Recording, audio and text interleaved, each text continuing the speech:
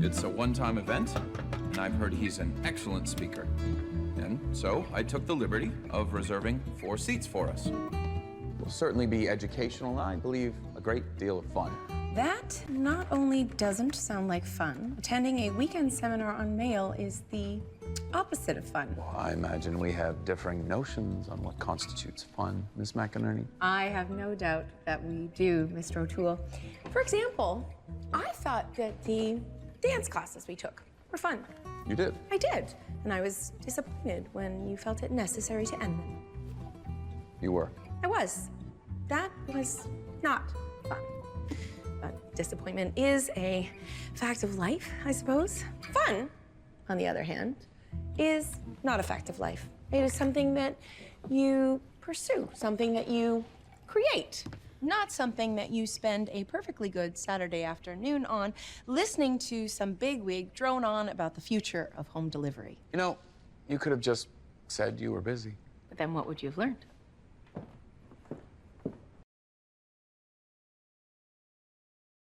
I'll leave this to you. I'm off to a departmental meeting. Ooh, have fun. I really didn't think I had much of a chance, but I got a lot of coaching from Shane. She's the new tech lady from... From Washington? Yeah. Shane McInerney. Yes. Becky? Shaney! No! Oh, no! I can't believe that I can see you! Oh, you look so beautiful! This town has done you wonders! Oh, what are you doing? I'm gonna be here for a few weeks. Shut up. No, you shut up. Shane? She's from the USPS in Washington, D.C. I didn't know Shane had any friends. Oh, yes. She is very sophisticated. I can see your face! I'd be lucky enough to run into you. But the dead letter office? I know, it's crazy. But it was a total accident, and it's actually okay. Really? Mm-hmm. That Rita and that funny Norman guy? I mean, they're like from another dimension. Stop. Wait till I tell you about Oliver.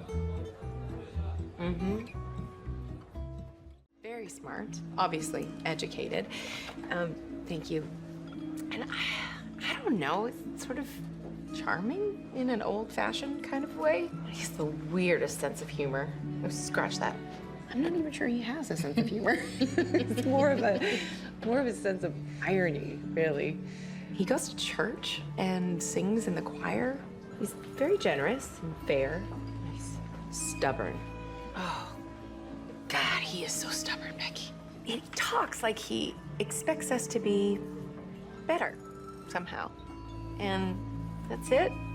Oh, and he loves words and And he's married.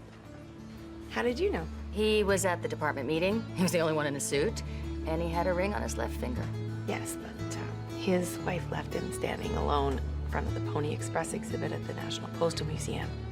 Moved to Paris and didn't send a forwarding address. So, he's married to somebody in Paris. Shaney. Shaney. Shaney, do you think maybe God's trying to tell you something? Like, stop getting hung up on an unavailable man? Steve wasn't married. Yeah, but he was never gonna get married. And somewhere in that crazy heart of yours, you knew that. But you'd still be there waiting for him to grow up if you hadn't been transferred to Denver. That was good timing. Yes. Was that you? Did you have me transferred? I love you too much to answer that question. Becky! Let me just say this. Don't make me transfer you to Seattle. Are you really interested in this guy? No. Of course not. Oh, we're just friends. I mean, we're not even close friends. I did take a couple dance classes with him as a favor. I do think that he is finally admitting that his wife isn't coming back. But I do see that he still hasn't given up hope. Well, then it's a good thing you're not interested in him, right? Right. Absolutely. Well, at least now you've recognized what a nice man looks like. I mean, Steve was a jerk. Go out there and find yourself another Oliver. An available one. Yeah, you know, I'm not really sure there is such a thing. You're right. You know what? I know you're right. I have got to get back into circulation. And oh, wow, I have got to get back to work. Oh, you go on. I'll just take care of the check. Thank you. This is fun. It was great. Yeah. It was really great. And I'll see you later. Yes, you will. I'll see you later. Okay.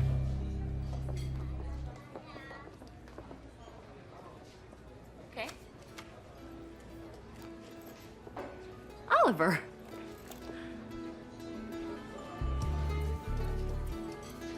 It was very ungentlemanly of me to remain here where I could overhear your conversation.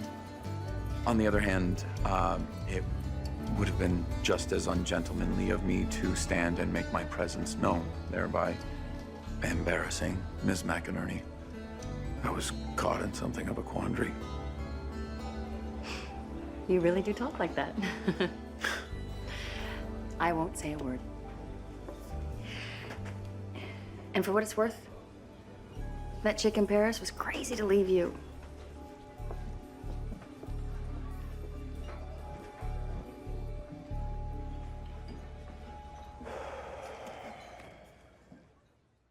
Well, there you are. We were about to call out the cavalry.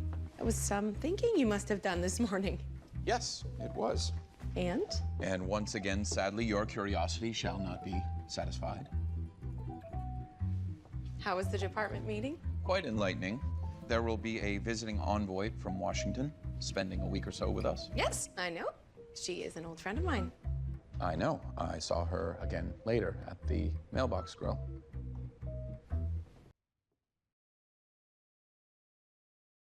Right, so Billy rides a motorcycle. An old one, vintage. That might offer us something. Miss McInerney, don't vintage vehicles usually have vintage license plates? It's a long shot, but But we cannot give up hope.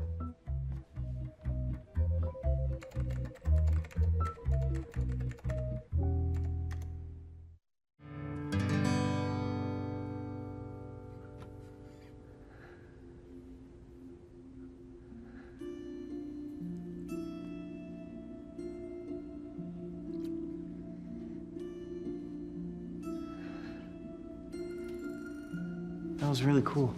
I think I'm gonna cry. Okay. Now, I guess you were right, Miss McInerney. He was in love with Jennifer. And you were also right, Mr. O'Toole. A box of junk isn't always a box of junk. Oh, yes, well, you should see our box of unidentified shoes. That was a joke. I'm working on my sense of humor.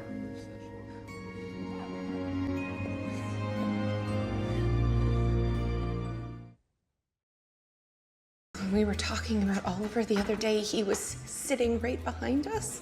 But it wasn't his fault. He wanted to leave. He just didn't want to stand up and embarrass you. What did I say? What did I say? All nice things. You know, like he's a nice guy. He goes to church. He's generous, considerate. He needs a sense of humor. No. No, no. I can't go back to the dead letter office now. Take me back to Washington with you, please. No, this place is good for you. Besides, I can't go back either. Not until I fulfill my special projects quota.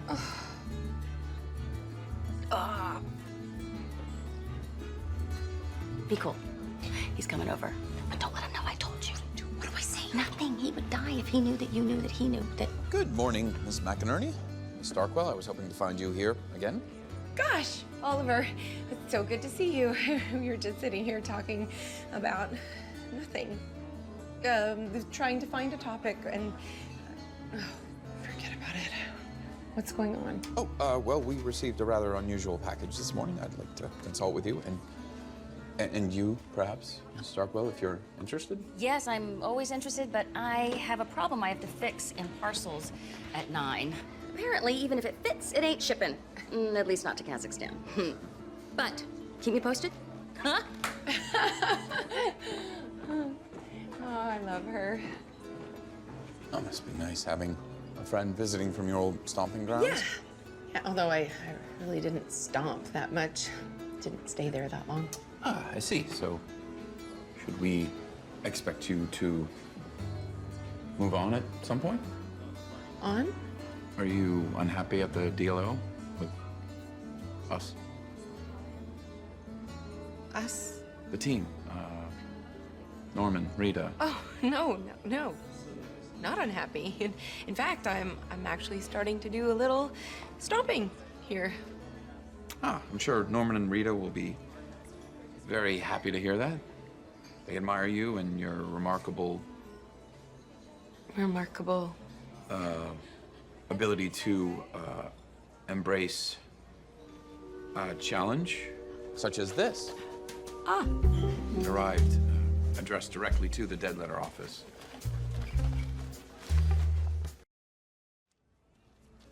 Well, all we have to do is call the Claremont Hotel, ask them to check their records for a birthday party that was canceled, or a Michael W.H. something in May of 2004. Who's the father? You amaze me. An hour ago, you didn't know these people existed. Now you can't continue until you determine the parentage of their child. I can't explain it, Oliver. I just got an instinct. An instinct. You once said that we don't find the letters. They find us. I do. Well, this morning, I woke up with a distinct feeling that today would pose a unique challenge. Was that a feeling or a fortune cookie, Miss McInerney? Just keep reading, Oliver, please. Besides, everybody knows that hotels destroy their records after 10 years. Now you're just making things up. On the other hand, I do have a feeling about this, too. What's your instinct? Not an instinct.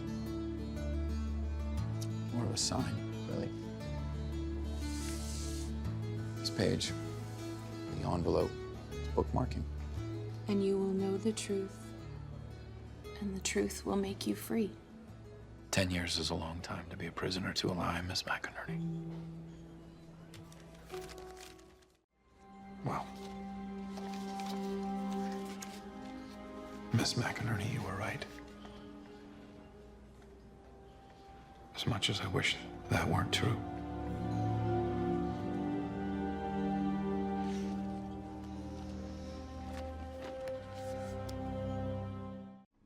Okay.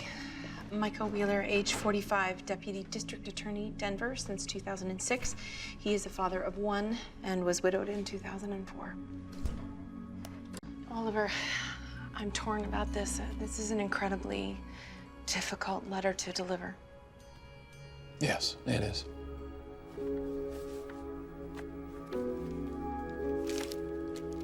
I wonder what a difference sending this will make after all this time. God only knows, Rita.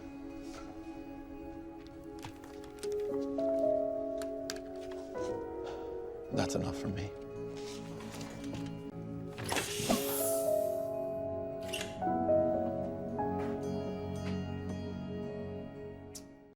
I can't concentrate. Neither can I. Is everybody thinking what I'm thinking? About Melissa and Abby and Michael? To be honest, Miss McInerney, I'm trying not to think about it. I am going to go get some coffee. No, I could go for a large Americano with... I don't think she's going to get coffee. Miss McInerney, that certainly was a lot of coffee. Oliver, I think Michael Wheeler is out for revenge. He's gonna kill that man? He said he would. How do you know this? It's a long story. I'll skip the part where I followed him into a cemetery. Oh, boy. Okay, anybody who doesn't want to know what I'm about to do should leave now. Well, I don't want to know, and I'm not leaving, and you're going to tell me anyway. Let's just say I am taking my computer skills to a whole new level.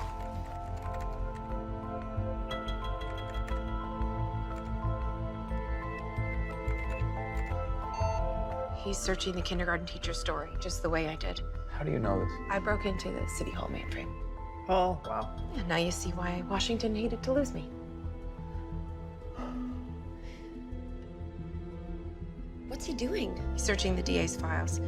He probably wants to find out as much about Brackner before he kills him. Now, what on earth would make you think Mr. Wheeler would kill a man who's already in jail? I watched him read the letter. I saw him stand over Melissa's grave and swear that he would kill Brackner. Probably with the Sig Sauer that he has registered as a concealed weapon. But I thought Brackner was supposed to be in jail for life. So did Michael. Wait, it looks like he's onto something. I don't understand. Brackner may be released? Enough regulations have been broken already. We don't know any more than Mr. Wheeler, probably far less. Besides, what if we're wrong? What if we were right? His daughter has lost enough already. She has, but wait a minute, Miss McInerney, what was the name of her doctor? Oh, okay. Yeah, this is a game changer. I can't believe you found it. You're right. Someone has to stop him. Yeah, but we can't prove it, at least not in time. Oliver, you always say that we have to be responsible for what little truth that we have. We have it now, and Michael doesn't. We have a moral obligation to stop him. We'll do everything in our power, but our powers are somewhat limited. How limited? Well, we have to stay within some pretty strict guidelines around here. And, you know, every once in a while, when no one's looking, we push the envelope if it's important. We're gonna need a lot more than someone looking the other way. We're gonna need full authority to pull this off, at least temporarily. Why should it be temporary? Ms. McInerney, take a letter. So, we're a secret branch of the post office now? Not secret, just a very, very special task force. But I mean, oh, wow, this is so exciting. We are like secret agents or superheroes. We're gonna need a name. Moniker, some sort of unique designation. Wait, I've got it. The Postables. The Postables. Yes. The Postables. Oh my gosh, we could even have jackets. Patches. Postable patches? I think you should draw the line at capes. Yes. Will do. Patches. Well, proud to be a postable.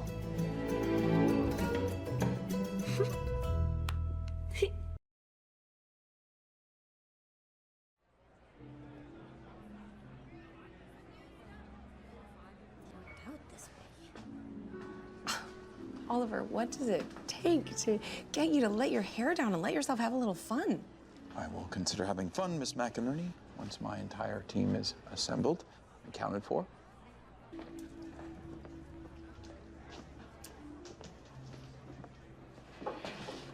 I owe you an apology. I can't imagine what for. Well, do you remember the morning that you brought the letter to me and Shane? I do. Okay, well, before you walked in, I let it slip that, no, I flat out told her that you'd overheard our conversation about you the other week. But I made her promise not to tell you that she knew that. I knew. I know. Apology accepted. Thank you. And the truth shall set you free. Oh, yeah. In the 3 happy weeks that I have spent at the Denver branch of the U.S. Post Office, I have learned not only what it means to be a better postal worker, but I have learned from these honorees what it means to be a proud postal worker. It may be true that electronic thought has taken over our world. I mean, we tweet and text faster than we can think. OMG. But a year ago, or perhaps 100 years ago, someone wrote a letter with real words and more than 2 seconds of thought put behind them. And we are living their future. There are thousands of letters, each one of them a voice from the past, just waiting to be heard. And it'll take the kind of sacrifice and devotion given by you, the honorees who have each received not only the Distinguished Service Award from this branch, but I am happy to announce that the Postmaster General of the United States has instructed me to confer upon you the highest honor for any U.S. postal worker, the Dark of Night Award.